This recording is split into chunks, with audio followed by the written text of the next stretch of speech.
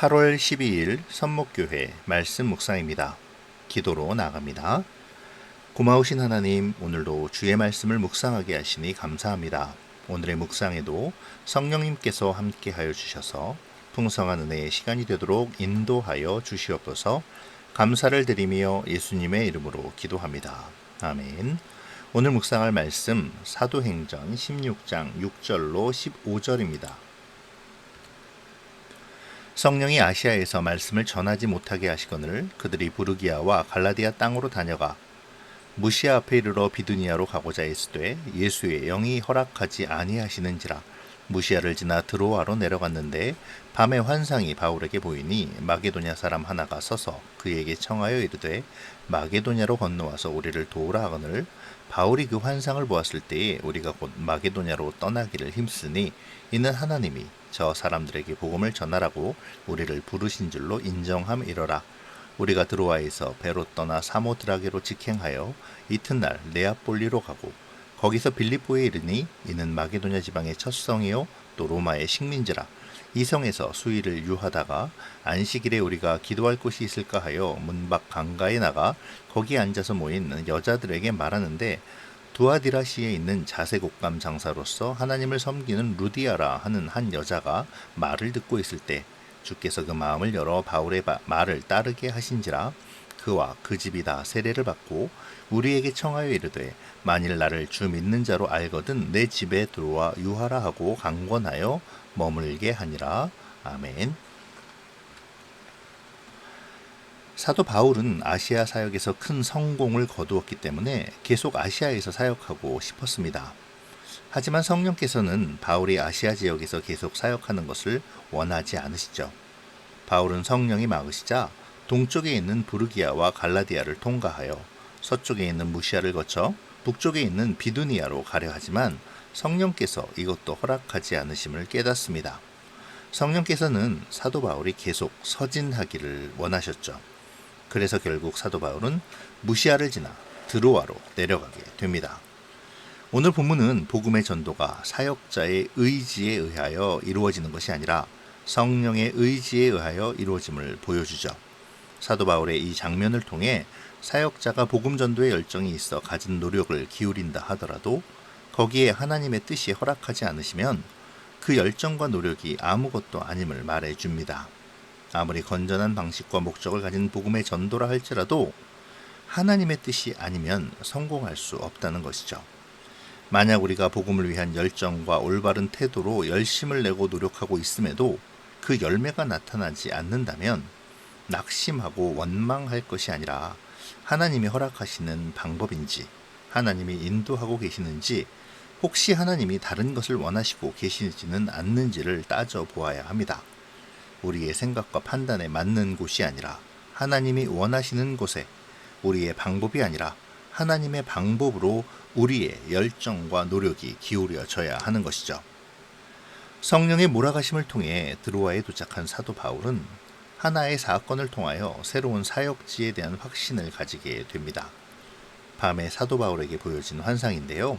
사도 바울은 이 환상을 통하여 자신이 진정으로 추구해야 할 새로운 사역지가 어디인지를 확인하게 됩니다. 환상의 내용은 마게도냐 사람 하나가 서서 사도 바울에게 도움을 요청하는 것이죠. 환상 속에서 마게도냐 사람은 마게도냐로 건너와서 우리를 도우라고 요청하였습니다. 사도 바울이 환상을 본 후 그의 일행은 즉시로 마게도냐로 떠날 시도를 하게 됩니다. 곧이라는 단어는 사도 바울 일행이 매우 긴박한 행동을 취했음을 의미하는데요. 그들이 이렇게 즉각적인 반응을 보이게 된 이유는 하나님께서 마게도니아 사람들에게도 복음을 전하라고 부르신 것으로 인정했기 때문이죠. 이제 사도 바울과 그의 동역자들은 하나님의 계획을 선명하게 이해하게 되었습니다. 그들은 하나님의 계획을 깨닫게 되었을 때 즉시로 사람의 생각을 접고 하나님의 생각을 따르는 것이죠. 사도 바울과 그 일행들은 마게도냐로 가는 일을 미룰 필요가 없습니다. 하나님의 계획을 깨달았다면 해야 할 일은 오직 하나, 바로 실행에 옮기는 것이죠. 사도 바울은 지체할 것 없이 드로아에서 배를 타고 사모드라게를 지나 마게도냐의 항구인 네아폴리를 통해 빌립보로 향합니다. 누가는 빌립보가 마게도냐 지경의 첫 성이요 또 로마의 식민지라고 설명하므로 빌립보가 규모와 문화에 있어서 매우 중요한 위치를 점유하고 있었다는 것을 단적으로 보여주고 있습니다. 누가는 이와 같은 설명으로 사도 바울의 빌립보 활동이 심상치 않은 사건이 될 것임을 먼저 넌지시 암시하고 있는 것이죠. 빌립보에서 사도 바울 일행은 수일을 유숙하다가 안식일을 맞아 기도처를 찾기 위하여 문밖 강가로 나가는데요. 사도 바울은 그곳에서 모여있는 여자들과 대화를 나누게 되고 그곳에서 루디아를 만나게 되죠. 루디아는 두아디라 성의 자주 장사였습니다. 그리고 그녀는 하나님을 섬기는 사람이었죠. 여기서도 지난 주일에 말씀드린 하나님을 경외하는 사람에 대한 모형이 나타납니다. 그녀는 유대교로 회심한 이방인으로 복음을 받아들일 준비가 되어 있는 영혼이었죠. 루디아는 사도 바울의 말을 듣고 마음을 열어 바울의 말을 따릅니다. 이 장면은 우리에게 한 가지 깨달음을 주는데요. 하나님께서 바울을 마게도니아로 인도하시며 미리 사람을 준비해 두셨다는 것이죠. 하나님께서는 어디에든지 구원의 복음을 들어야 할 사람을 준비해 두십니다. 이것은 사람의 일을 할지라도 그것을 이루는 분은 하나님이심을 알려주는 사건이죠. 루디아는 사도 바울의 말을 들은 후에 주를 믿는 사람이 되었습니다. 그리고 그 결과로 그녀와 그녀의 집이 다 세례를 받았죠. 여기에서 집의 구성원이 누구였는지는 분명하지 않지만 확실한 것은 이 사건으로 가정교회가 건설되었다는 것입니다. 그렇게 루디아의 집은 사도들이 빌립보에서 활동하는 동안 거점이 되었고 더 나아가 빌립보 초대교회의 본부가 되었으며 빌립보 지방의 선교의 중심이 되었습니다. 오늘 본문에서도 하나님의 인도하심의 주제는 여지없이 드러나고 있습니다. 어제 묵상에서 우리는 바울과 바나바의 갈등과 결별을 통해 하나님께서 신라를 붙이신 이유에 대하여 묵상했었죠. 그리스 마게도냐 지방에 복음을 전파할 계획을 가지신 하나님께서 헬라 문화를 잘 알고 있는 신라를 바울과 동행하게 하시어 바울의 사역을 좀 더 용이하게 예비하고자 하시는 인도하심이었습니다. 오늘 말씀에서도 이와 같은 하나님의 인도하심을 발견할 수 있죠. 아시아 지방에서 사역하고 싶어하는 바울을 강권하여 마게도니아로 이끄신 하나님은 그곳에서 루디아라는 자주 옷감 장사를 만나게 하십니다. 그리고 그녀의 집을 빌립보 전도의 교두보로 삼으셨죠. 여기서 성경은 단순히 루디아를 자주 옷감 장사라고 표현하고 있는데요. 사실 자주 옷감은 왕족과 귀족들만 입을 수 있는 높은 신분을 상징하는 옷감이었습니다. 아무나 입을 수 있는 옷이 아니었죠. 가격 또한 만만치 않았습니다. 당시에는 옷감을 염색하는 염료가 그리 쉽게 구해지지 않던 시대였기에 자주색으로 염색하는 것은 결코 쉽지 않은 일이었습니다. 자주색 염료는 페니키아 지방의 바닷가에 서식하는 뿔소라로부터 얻게 되는데요. 뿔소라에서 얻을 수 있는 양이 극소량이라 매우 귀한 염료였습니다. 그러니 이 옷감의 가격이 매우 비쌌겠죠. 또한 귀족과 왕족의 옷감이니 아무나 취급할 수 있는 것도 아니었습니다. 따라서 루디아는 아마도 왕족이나 귀족들이 입는 옷감을 독점으로 공급하는 큰 상인이었을 것입니다. 그리고 그것은 루디아가 큰 부자이자 함부로 대할 수 없는 사람임을 뜻하는 것이죠. 이러한 루디아는 사도 바울의 빌립보 전도뿐 아니라 2차 전도 여행에 있어서도 큰 도움이 되었을 것입니다. 빌립보 전도의 교두보이자 재정적으로 큰 후원자가 되었겠죠. 이처럼 하나님은 당신의 사역을 위해 완벽한 예비하심 위에 우리를 인도하십니다. 우리가 알지 못한다 하더라도 말이죠.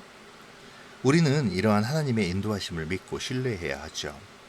설사 우리의 생각과 다르더라도 온전히 주님을 따라야 합니다. 주님의 인도하심은 우리를 고난의 길로 인도하시는 것이 아니라 그 고난 가운데서 하나님의 은혜를 얻게 하기 위함임을 알아야 하죠. 모리아산에서 아브라함에게 이삭을 바치라 명하시고 따로 제물을 예비하신 하나님, 바울의 생각과 다르게 인도하시며 루디아를 예비하신 하나님께서 우리를 인도하시며 선하신 하나님의 예비하심을 준비시키셨음을 믿어야 합니다. 그런 믿음과 신뢰를 오늘 묵상을 통해 다짐하면 좋겠네요. 이러한 하나님의 인도하심에 대한 바울의 반응은 곧 즉시였습니다. 영문도 모르고 성령이 허락하지 않으심으로 부르기아와 갈라디아를 거쳐 무시아를 통해 드로아로 내려간 바울이 마게도냐의 환상을 통해 하나님의 뜻과 인도하심을 깨달은 후 보인 반응이었죠. 그와 그의 일행은 앞뒤 가리지 않고 곧바로 마게도니아로 떠났습니다. 그곳의 형편이나 문화, 배편이 있는지, 그곳에 가면 묵을 것은 어떤지 그런 것을 따지지 않고 온전히 순종함으로 즉시 따르죠. 하나님의 인도하심을 받는 사람의 태도와 자세를 잘 보여줍니다.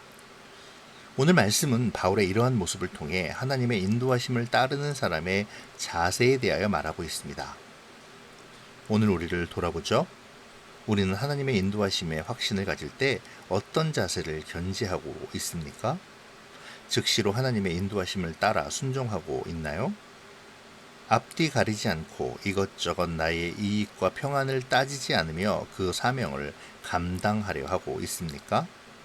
혹시 세상의 눈을 돌리며 주저하고 있지는 않는지요?